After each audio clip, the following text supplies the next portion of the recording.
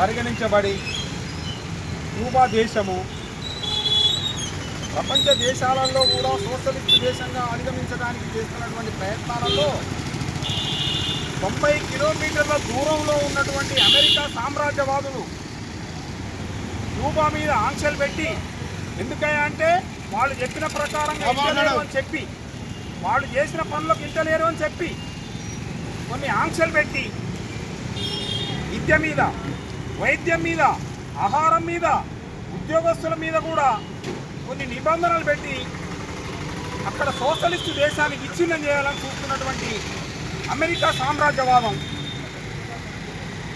ఈ రకంగా చేసుకుంటూ పోతున్నటువంటి పరిస్థితులలో ఎక్కడ ఏ దేశంలో కూడా జబ్బులు వచ్చినాయి, ఆరోగ్యాలు బాగలేవు అని అంటే క్యూబా నుంచి 100 మంది డాక్టర్లు పోయి వైద్యం చేసి వస్తున్నారు. కరోనా పీరియడ్లో కూడా వాళ్ళు ప్రాణాలను త్యాగం చేసుకుంటూ కూడా పోయి వాళ్ళు వైద్యం చేసి వచ్చినటువంటి చరిత్ర క్యూబా దేశానికి ఉంది.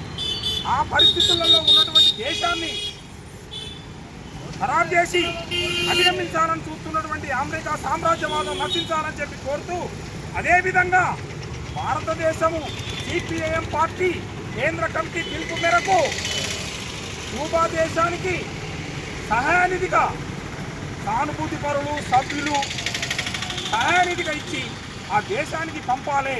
అక్కడ ఉన్నటువంటి కామ్రేడ్స్ను కాపాడుకోవాలి, అక్కడ ఉన్నటువంటి దేశాన్ని కాపాడాలి.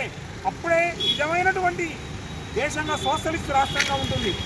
అదే విధానంగా ఇది సహకారం అందించుకుంటూ అమెరికా సామ్రాజ్యవాదం నశించాలని కోరుకుంటున్నాం. గంటకు ఒక రకమైనటువంటి ట్యాక్స్ అంటాడు, మళ్ళీ గంట తర్వాత అది లేదంటాడు. తప్పు చేస్తుందా అర్థం కాని పరిస్థితులలో ఉంది. ఇవాళ ఏమంటాడు, భారతదేశానికి పాకిస్తాన్ జరిగిన యుద్ధంలో మేమే ఉండి మేము సాయం చేసి మేము ఆపించినామంటాడు. వీడంతా ఈ లెక్కంతా వీడేం ఆపగలుగుతాడు ఇండియాను. ఇండియా ఎక్కడ చేయాలనో ఎక్కడ ఏం చేయాలనో అన్నీ ఎరికే. కానీ ఆయన గొప్పలు చెప్పుకోవడానికే కనపడుతుండు. ఈ గంటకి ట్యాక్స్ ఉందంటాడు, ఇంకో గంటకి ట్యాక్స్ లేదంటాడు. దాన్ని ఏ రకంగా నమ్మాలి, ఎట్లా నమ్మాలి? అసలు ఒక అగ్రదేశానికి రాజుగా ఉన్నటువంటి నువ్వు ఈ రకమైనటువంటి పరిస్థితుల్లో ఉంటే ఇవాళ టీవీలు గిరికి ఏం చెప్తున్నాయి, అతి తొందరలో ఆర్థిక వ్యవస్థ పడిపోతుంది అక్కడని చెప్తుంది. మస్కంటి వాడు వాడిని పక్కకు వదిలిపెట్టి వాని పని అయిపోయింది, ట్రంప్ ఏం లేదని వస్తుంది.